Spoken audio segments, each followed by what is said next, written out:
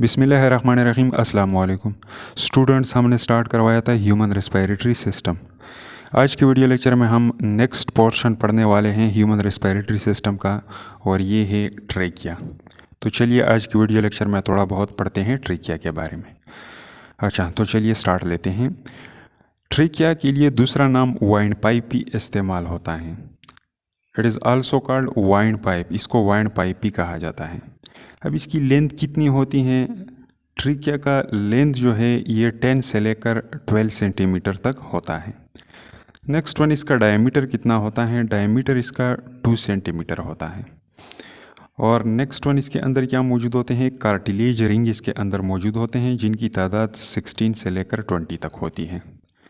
तो ये चंद पॉइंट थे जो ट्रेकिया के बारे में आप लोगों को पता होना चाहिए, इन पॉइंट्स के बारे में। अब आते हैं और ट्रेकिया का थोड़ा बहुत स्ट्रक्चर एक्सप्लेन करते हैं डायग्राम के थ्रू। यहाँ पर हमने एक सिंपल सा डायग्राम बना दिया है। ये क्या है? आप लोगों का रेस्पिरेटरी सिस्टम के चंद पोर्शन है। यहाँ पर ये ऊपर वाला स्ट्रक्चर आप लोगों को दिखाई दे रहा होगा। दिस रेड वन स्ट्रक्चर क्या कहलाता है? इसको हमने पिछले वीडियो लेक्चर में डिस्कस किया था। ये क्या है? ये है क्रेकॉइड कार्टिलेज। तो आप लोगों की ट्रेकिया की शुरुआत जो है ये कहाँ से हुई है? ये क्रेकॉइड कार्टिलेज के लोअर एंड से हुई है। ये क्रेकॉइड कार्टिलेज है और इसका ये लोअर एंड जो है यहाँ से एक पाइप लाइक स्ट्रक्चर शुरू हो चुका है, जो कि नीचे की तरफ रन करता है आप लोगों के चेस्ट कैविटी वाले रीजन में। और इस पूरे पाइप को यहाँ से लेकर यहाँ तक, ये पूरा पाइप जो है, इसी पाइप का नाम है ट्रेकिया, या इसको वाइंड पाइप का नाम दिया जाता है। ये क्या है? ट्रेकिया, या इसके लिए दूसरा नाम वाइंड पाइप यूज़ होता है। इस ट्रेकिया के अंदर क्या मौजूद होते हैं? इसके वाल के अंदर सी शेप कार्टिलेज रिंग मौजूद होते हैं। यहाँ पर ये रेड कलर से जो मैंने लकीरें खींच दिए हैं, ये क्या रिप्रेजेंट करते हैं? दीज आर कार्टिलेज रिंग, और ये सी शेप होते हैं, सी शेप्ड कार्टिलेज रिंग। और इनकी तादाद कितनी होती है? इनकी तादाद होती है 16 से लेकर 20 तक। ये तादाद में 16 से लेकर 20 तक होते हैं।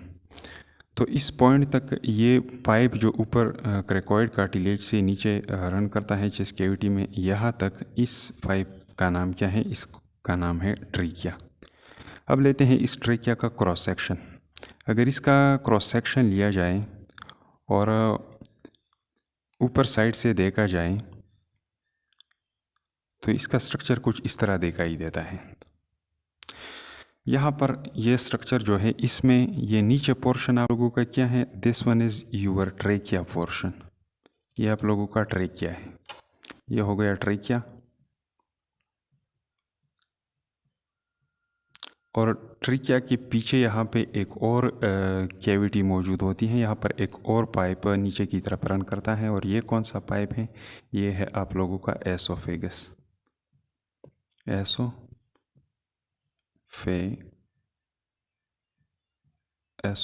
ये आप लोगों का एसोफेगस हो गया। तो अब ये स्ट्रक्चर क्या रिप्रेजेंट करता है? This one is your trachea, और इसके पीछे यहाँ पे क्या है? ये है एसोफेगस। ये कौन सा साइड है? ये है एंटीरियर साइड। ये कौन सा साइड है? ये है एंटीरियर साइड। आगे चेस्ट वॉल की तरफ इसकी डायरेक्शन होती है, और ये बैक साइड होती हैं। तो ये कौन सा साइड हो गया? This one is called posterior side. Posterior side, तो ये हो गया पोस्टीरियर साइड, और this one is anterior side. तो अब ये स्ट्रक्चर क्या है? ये है ट्रेकिया का वाल। ट्रेकिया के वाल के अंदर ये रेड कलर से जो हमने स्ट्रक्चर बना दिया है, यही होता है सी शेप कार्टिलेज रिंग। और ये सी शेप कार्टिलेज रिंग जो होता है, इसका ये पोस्टीरियर साइड जो होता है, ये थोड़ा सा यहाँ पे ओपन होता है। ये मुकम्मल कंप्लीट सर्कुलर स्ट्रक्चर में तो नहीं होता, सी शेप लाइक होता है। ये आप लोग देख रहे हैं, this is a C shape cartilage ring. तो ये क्या है? एक रिंग है कार्टिलेज का। और इस रिंग का पोस्टीरियर साइड क्या होता है, ओपन होता है। तो इस रिंग की ये दोनों साइड्स जो हैं, ये दोनों मार्जिनल एरिया, इनको यहाँ पे एक मसल एक दूसरे के साथ इनको कनेक्ट कर देती है और ये मसल कहलाई जाती है ट्रेकियलस मसल। इसको क्या कहा जाता है,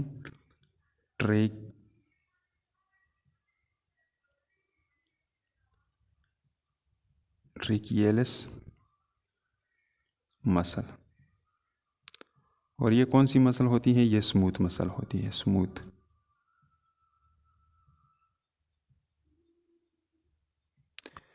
ये स्मूथ मसल होती हैं जो कि कार्टिलेज के या दो एंड जो है इनको आपस में कनेक्ट कर देती हैं। और ये एरिया क्या कहलाता है, ये है आप लोगों के ट्रिकिया का लुमिनल एरिया, लुमिन। ये ट्रिकिया का लुमिनल एरिया है, अंदरूनी ओपन एरिया है जिसके ज़रिए ईयर का क्या होता है, एंट्री होता है और एक्सहेलिंग ऑफ ईयर होता है इस लुमिनल एरिया के थ्रू। अब ये वाल जो है इसके अंदर और कौन कौन सी स्ट्रक्चर मौजूद हैं, तो इसका एक सेक्शन लेते हैं और इसको मैग्नीफाई कर देते हैं कि इसके अंदर कौन कौन से स्ट्रक्चर मौजूद होते हैं। तो यहाँ से हमने क्या कर दिया, इस वाल का, इस ट्रेकियल वाल का थोड़ा सा पोर्शन ले लिया और इसको हमने क्या कर दिया, यहाँ पे आप लोगों के लिए मैग्नीफाई कर दिया। तो अब ट्रेकियल वाल का स्ट्रक्चर कुछ इस तरह होता है। तो अब इस डायग्राम में ये पोर्शन क्या रिप्रेजेंट करता है, this is the inner area. ये इनर एरिया को रिप्रेजेंट करता है, मतलब ट्रिकिया का लुमिनल एरिया इस साइड पे होता है। और ये कौन सा साइड है, this one is the outer side. ये क्या हो गया, ये आप लोगों का आउटर रीजन या आउटर साइड हो गया। अब स्टार्ट लेते हैं इस इनर पोर्शन से। तो सबसे पहले यहाँ पर कुछ एपिथेलियल सेल्स यहाँ पर मौजूद होते हैं जो कि सिलिएटेड होते हैं। यहाँ पर एक लाइन होता है किस चीज़ का, सिलिएटेड एपिथेलियल सेल का, सिलिएटेड एपिथेलियल सेल्स। सबसे पहले सिलिएटेड एपिथेलियल सेल का यहाँ पर एक लेयर मौजूद होता है और इन सिलिएटेड एपिथेलियल सेल के बीच में जगह जगह पे और सेल्स भी मौजूद होती हैं जिनको क्या कहा जाता है, गॉबलेट सेल। तो यहाँ पर गॉबलेट सेल को मैंने रेड कलर से रिप्रेजेंट कर दिया है आप लोगों के लिए। इस गॉबलेट सेल का काम क्या होता है, ये म्यूकस का प्रोडक्शन करवाते हैं।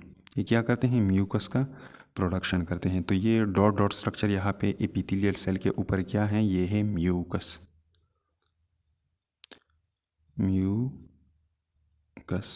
और म्यूकस का काम क्या होता है, इसका काम होता है इनकमिंग ईयर को मॉइस्ट रखना और इसके अलावा इसके अंदर जो पार्टिकुलेट मैटर होते हैं उनको क्या कर देना, ट्रैप कर देना।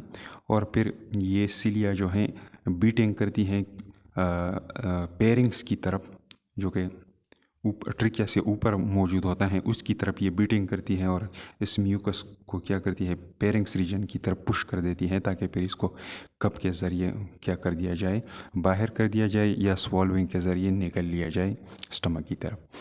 तो इनका फंक्शन ये होता है। अब इन सिलिएटेड एपिथेलियल सेल से नीचे यहाँ पर एक और रीजन मौजूद होता है और इस रीजन में क्या मौजूद होता है, ये होता है कनेक्टिव टिश्यू रीजन। ये क्या होता है, कनेक्टिव टिश्यू रीजन होता है। इसके लिए एक और नाम भी इस्तेमाल किया जाता है, lamina propria, lamina propria, lamina propria नाम भी इसके लिए इस्तेमाल किया जाता है। और ये असल में क्या होती है, ये कनेक्टिव टिश्यू का एक लेयर होता है। इसके अंदर क्या मौजूद होते हैं, इसके अंदर ब्लड वेसल भी पाए जाते हैं। यहाँ पर आप लोगों को ये रेड कलर के स्ट्रक्चर नज़र आ रहे होंगे, ये पाइप लाइक स्ट्रक्चर, ये क्या है, ये है ब्लड वेसल, ब्लड वेसल्स, जो कि इनकमिंग ईयर को वार्म करने में हेल्प देते हैं। इसके अलावा ये छोटे छोटे डॉट लाइक स्ट्रक्चर क्या हैं, ये है सेल्स, टिश्यू के सेल, और इनके अलावा यहाँ पे इलास्टिक फाइबर और कोलाजिन फाइबर वगैरह यहाँ पे मौजूद होते हैं, जो कि मैंने यहाँ पे रेड लाइन से क्या कर दिया है, लकीरों से इनको रिप्रेजेंट कर दिया है।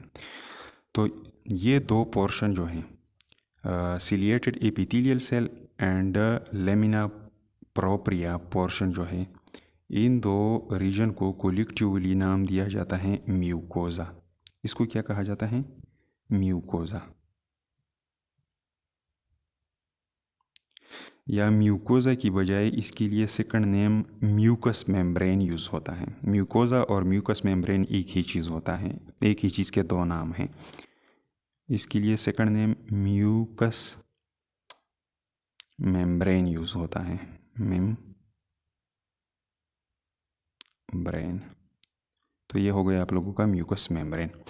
अब म्यूकस मेम्ब्रेन से नीचे यहाँ पे एक और पोर्शन मौजूद होता है जिसके अंदर कुछ ग्लैंड्स मौजूद होते हैं, और इस पोर्शन को कहा जाता है सब म्यूकोजा।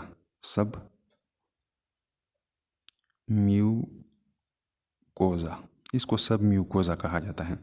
और इस सब म्यूकोजा के अंदर बेसिकली दो किस्म के ग्लैंड्स मौजूद होते हैं। फर्स्ट ऑफ ऑल यहाँ पे मैंने बना दिए है रेड स्ट्रक्चर के ग्लैंड, इनको कहा जाता है म्यूकस ग्लैंड। इनका काम क्या होता है? म्यूकस सीक्रेट कर देना, म्यूकस ग्लैंड। और इसके अलावा इसके अंदर एक और टाइप ऑफ ग्लैंड भी मौजूद होते हैं जो यहाँ पे मैंने रेड कलर से आप लोगों के लिए रिप्रेजेंट कर दिए हैं, और इनका पाइप इसी तरह आगे की तरह जा चुका होता है ताकि अपना सिक्रेशन बाहर लुमिनल एरिया में क्या कर दिया जाए? रिलीज़ किया जाए। तो ये रेड कलर वाले ग्लैंड जो हैं इनको कहा जाता है सेरस ग्लैंड। सेरस ग्लैंड्स, ये क्या हैं? सेरस ग्लैंड्स, इनको सेरस ग्लैंड्स कहा जाता है। और ये भी क्या करते हैं? लिक्विड फ्लूइड क्या कर देता है? लिक्विड मटेरियल रिलीज़ कर देता है जो कि इनकमिंग ईयर को मॉइस्ट करने में क्या देता है? हेल्प देता है। इसका सिक्रीशन ज़्यादातर वाटरी होता है, इसमें लार्ज अमाउंट ऑफ वाटर मौजूद होता है जो कि क्या करता है? इनकमिंग ईयर को मॉइस्ट करने में हेल्प देता है।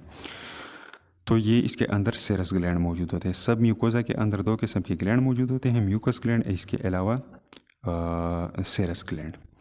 अब इस लेयर के नीचे यहाँ पे एक और लेयर मौजूद होता है जो कि क्या होता है? This one is the cartilage layer.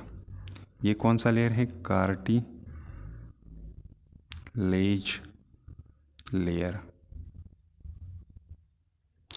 तो इसी लेयर ने क्या बनाया होता है? ये सी शेप कार्टिलेज रिंग जो होता है इसी कार्टिलेज लेयर के अंदर मौजूद होता है। और ये कौन सा कार्टिलेज है?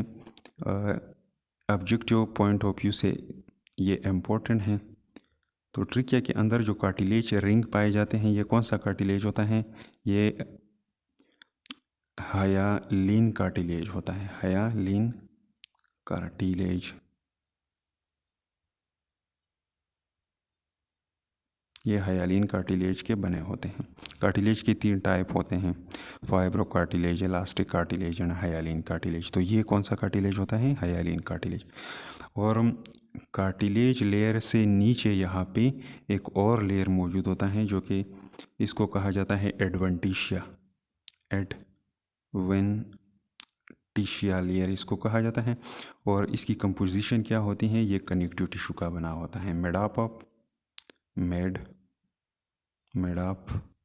Of connective tissue. ये कनेक्टिव टिश्यू से बना होता है।